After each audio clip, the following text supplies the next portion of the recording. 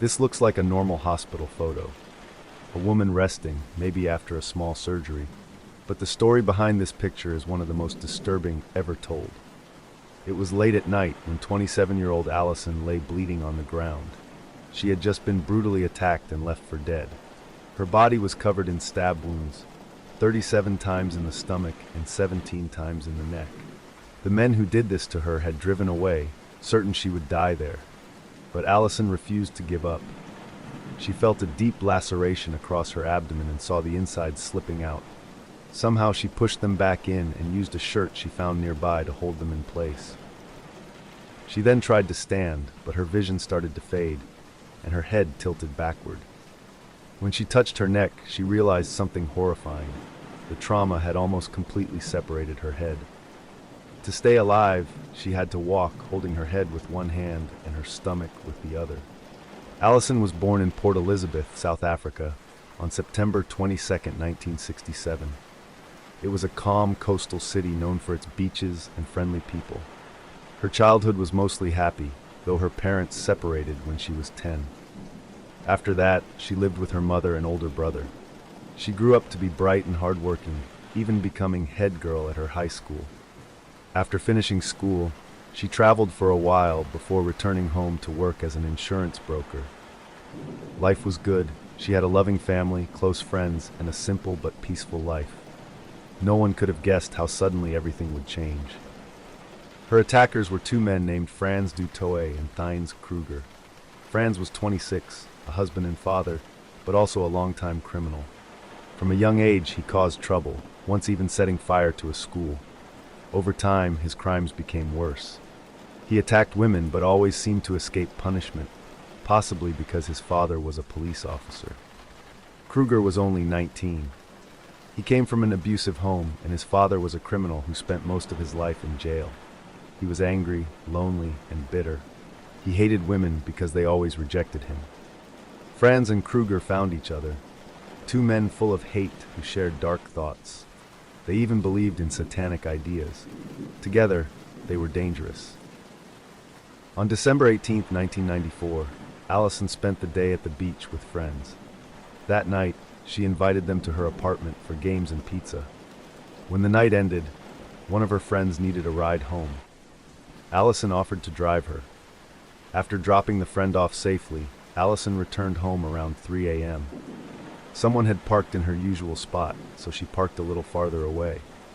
As she leaned over to grab her laundry bag from the front seat, the driver's door suddenly opened. A man was standing there, holding a knife to her throat. He told her his name was Clinton and that he only wanted her car. He promised not to hurt her if she obeyed. Scared and trembling, Alison handed him her keys. The man got in, and soon they stopped to pick up another man, Kruger. They drove out of the city, into a quiet, dark area. Alison sat in fear, realizing she might never make it back home. When they stopped in a lonely spot, both men turned toward her. They told her what they planned to do, and she knew there was no escape. They pulled her out of the car and threw her on the ground, which was covered with dirt and broken glass. Both men took turns assaulting her. When they were done, they decided to kill her so she couldn't report them. Kruger first tried to strangle her, and Alison lost control of her body and fainted, but she didn't die. Frustrated, they started stabbing her again and again. They inflicted multiple deep wounds to her abdominal area, causing severe internal exposure. When she tried to move, they targeted her neck repeatedly. The injuries were so extensive that they nearly severed the vital structures, connecting her head and body. When they finally stopped, one said, "Do you think she's dead?" And the other replied, "No one could survive that." They got in her car and drove away, using each other's real names, a mistake that would later help police find them. Even with her horrific injuries, Alison was still alive. She knew she was dying, but wanted to leave a message behind. With her finger, she wrote their names in the sand along with "I love you, Mom." Then, she saw faint headlights in the distance. If she could reach the road, maybe someone would find her. She wrapped her denim shirt around her stomach, trying to hold her insides in place. Then she tried crawling, but it was too slow. Somehow, she stood up and began walking. But her neck injury, made her head fall backward. She had to hold her head up with one hand while keeping pressure on her stomach with the other. She fell again and again, but refused to stop.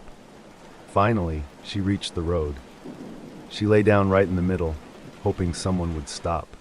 The first car slowed but kept driving. The driver probably thought she was dead. Then another car came.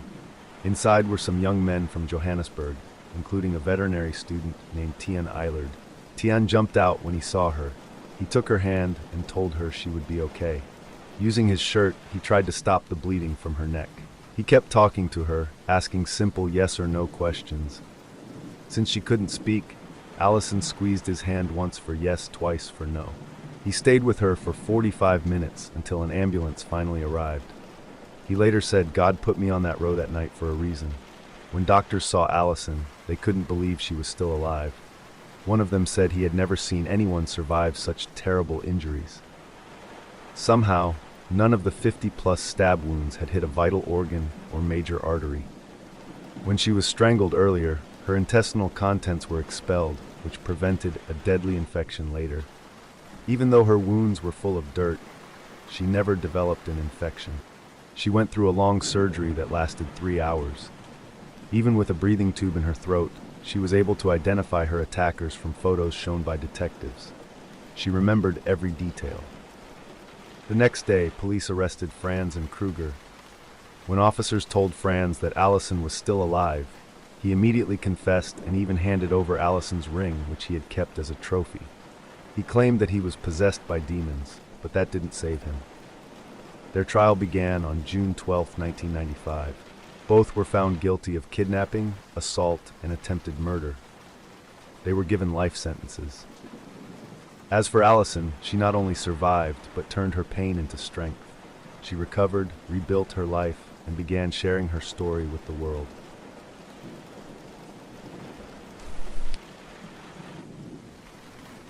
At first glance, this looks like a normal CCTV image, but what he's buying here is not for work and not for repair.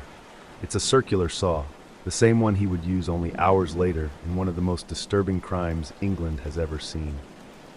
This is the story of 16-year-old Becky Watts, a bright, loving girl whose life was taken by someone she trusted the most. Becky was born in 1998.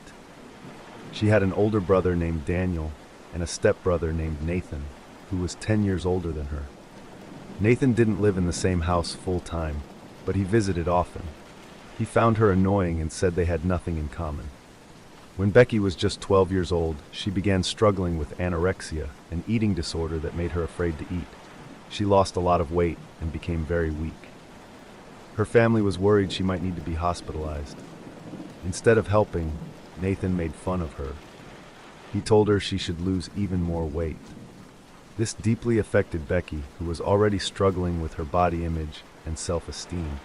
In 2015, Becky's stepmother, Angie, who she loved very much, was diagnosed with multiple sclerosis, a serious illness that affects the nerves and muscles. Despite the stress in the family, Becky was described as sweet, funny, and kind. She loved her friends and spent a lot of time with them. The last time Angie saw Becky was on Tuesday, February 19, 2015. Angie left the house at around 11:15 a.m. for a doctor's appointment. Becky was home at the time. The next day, Wednesday the 20th, Becky stayed at a friend's house overnight. But on Thursday, February 21st, something strange happened. Becky suddenly stopped replying to her friends' messages. She didn't post anything on social media either, which was unusual for her. Angie thought maybe Becky had decided to stay another night with her friend. But by Friday, February 22nd, Becky still hadn't come home, and her friends were getting very worried. Becky's friends decided to visit her house. When they arrived and Angie saw them standing there, she realized something was very wrong. She had assumed Becky was with them, but now her friends were asking her if Becky was home. No one had seen or heard from Becky since Tuesday. Angie and Becky's father Darren searched her room. All of her clothes, makeup, and money were still there. Only her phone, laptop, and tablet were missing. It didn't look like she had planned to run away. Darren quickly called the police around 4 p.m. reporting her missing. When the police arrived, they began questioning family and friends. Nathan's girlfriend, Shauna Hoare, told police that she thought Becky was at home on Thursday because she heard noises, like someone moving around and a door slamming. Police started searching the area and spreading the word. Darren and Becky's grandmother even held a press conference, begging for help. Officers and volunteers looked everywhere, in nearby neighborhoods, parks, and woods, but no sign of Becky was found. When police re-interviewed Nathan and Shauna, they noticed that both seemed too calm and uninterested. Their stories matched a little too perfectly, as if they had practiced what to say. Nathan openly admitted he didn't like Becky, saying she was rude to his mother. A few days later, police carried out a forensic search of Becky's house. They found red stains and fingerprints of different heights on her bedroom door. On February 28th, police arrested Nathan and Shauna. 2 days later, on March 2nd, they were rearrested on suspicion of murder. When police searched Nathan's home, they were shocked. The house was so full of clutter and junk that it was hard to walk through. But one thing stood out. The bathroom was spotless.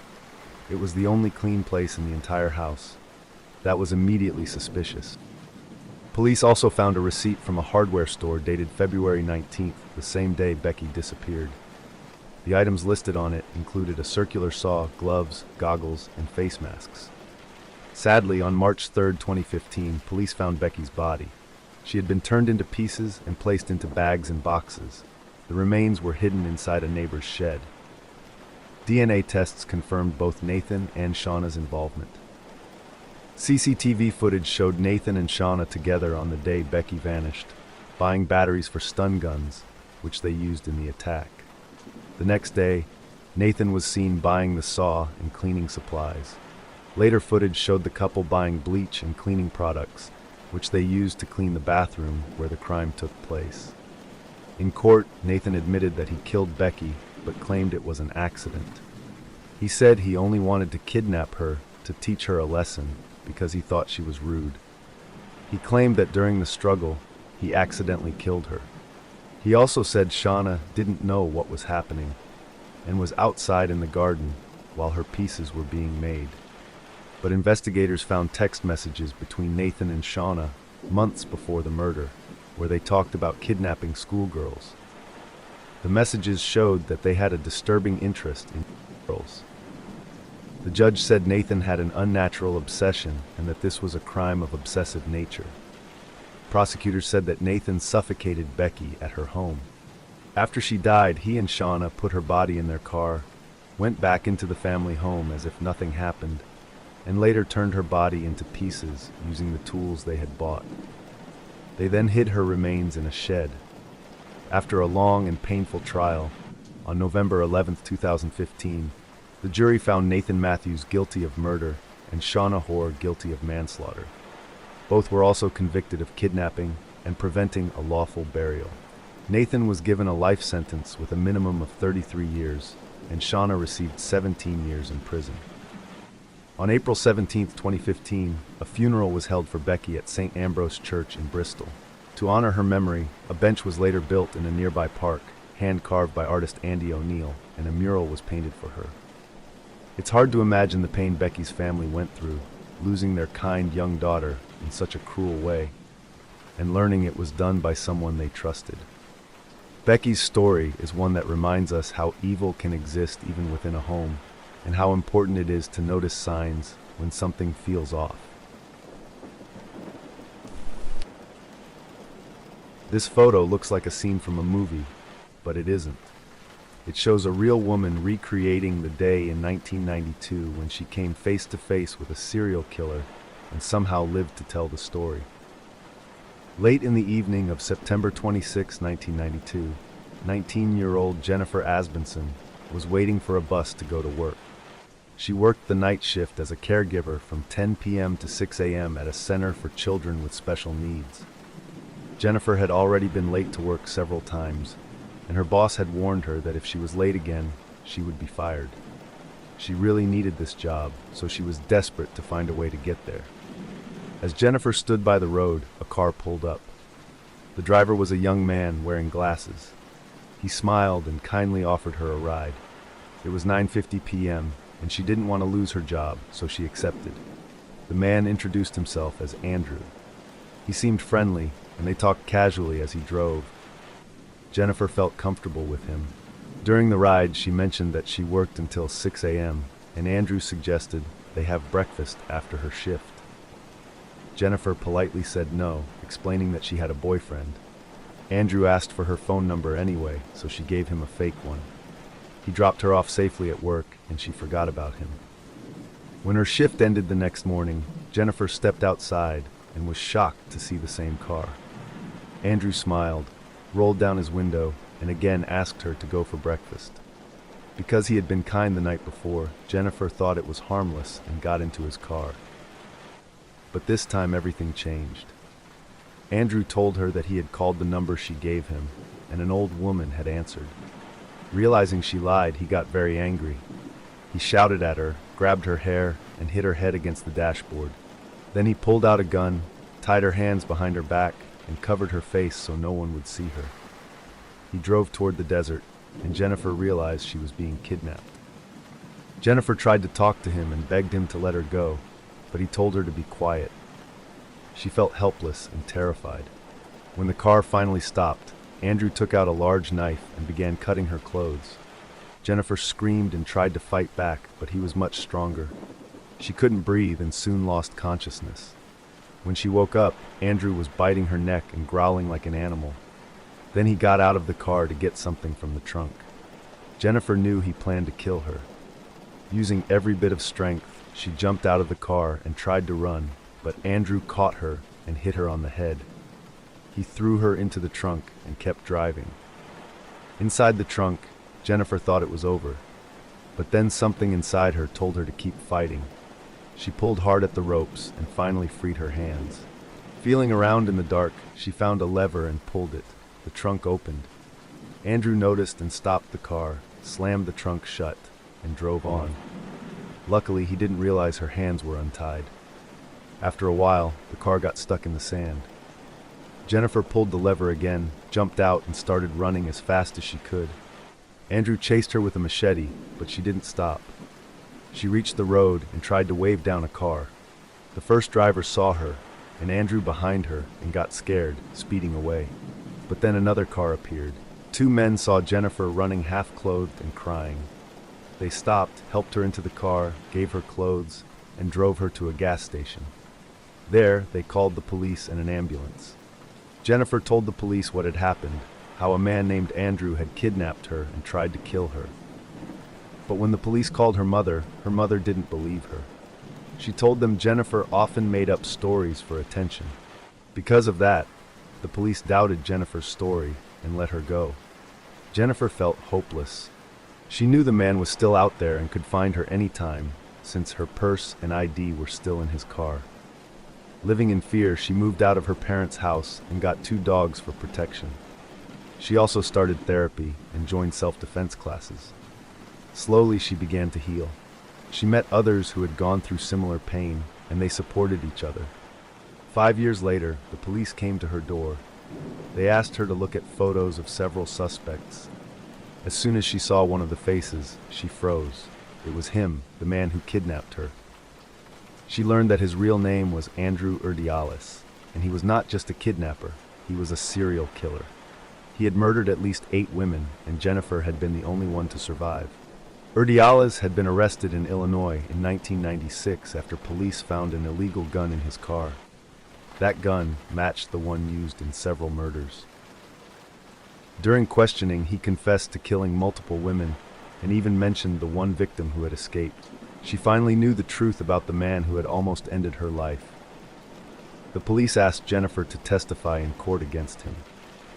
She was terrified to see him again, but she knew she had to do it for the other women who didn't survive. She told the court everything that happened. Urdiales tried to claim he was insane, but doctors said he was mentally fit to stand trial.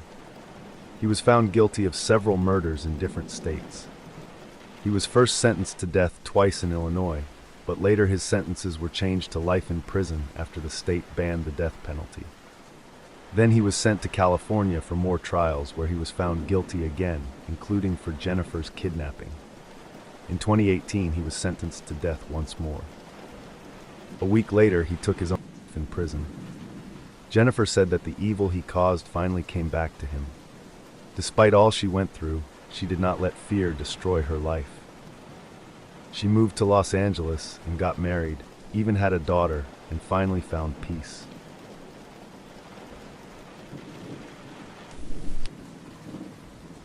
Jill Meagher. Her last moments were captured by a street camera, a quiet walk that hid a terrible fate. And this CCTV footage became the key to uncovering what happened. Jill Meagher was a 29-year-old woman who lived in Brunswick, a suburb in Melbourne, Australia.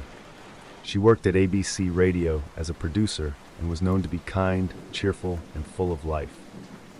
Jill was originally from Ireland, but had moved to Australia a few years earlier with her husband, Tom Meagher. They had built a happy life together and were very close.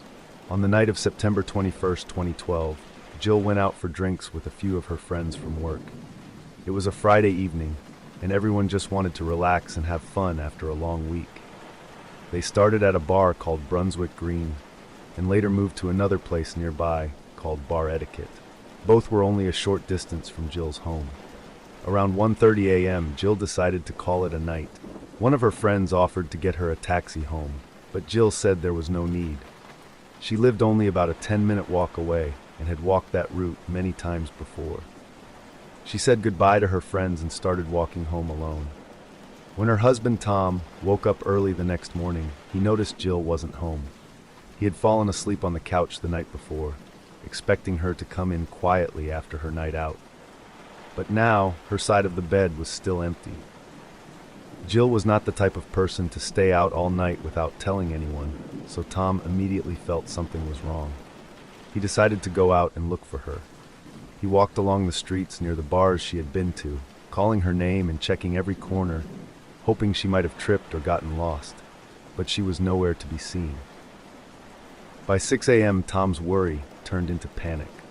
He called the police and reported his wife missing. The police took Jill's disappearance very seriously. They began searching the streets between Bar Etiquette and her home, the same route she had planned to walk. They spoke to her friends, checked nearby shops, and asked for any CCTV footage that might help. Tom also went on the news and social media, begging for help. He asked anyone who had seen or heard anything to please come forward. The story quickly spread through Melbourne, and soon everyone knew that a young woman named Jill Meagher had vanished after a night out. At first, the police looked closely at Tom, as they always do with the spouse in such cases. People online even started spreading cruel rumors that maybe he was involved. But it didn't take long for police to clear him. CCTV footage and phone records proved that Tom had been searching the streets while Jill disappeared. Police checked Jill's phone and bank records. Her phone had pinged a signal around Hope Street, near where she should have been walking, but then it moved far away, up the Tullamarine Freeway out of the city. Shortly after that, the signal stopped completely. Then a few days later, someone found Jill's handbag in an alley near Sydney Road, not far from where she was last seen. Inside were her ABC work ID and some other personal items. But there was something strange. Police had already searched that exact alley the morning after she disappeared, and the bag hadn't been there then. Later, they learned that a shop owner had found the bag earlier and, instead of calling police, took it inside. When the owner later heard about Jill's disappearance on the news, they got scared and quietly put it back in the alley. This confused investigators, but at least confirmed Jill had been near that spot. Nearby, police also found signs that there might have been a struggle. Soon after, a local bridal shop owner gave police a CCTV recording from the night Jill disappeared. The footage showed Jill walking along Sydney Road at about 1:40 a.m. She looked calm and normal. Then a man in a blue hoodie was seen pacing nearby. A few moments later, he began talking to Jill. That was the last known sighting of her. Police decided to release the footage to the public, asking for help identifying the man in the blue hoodie.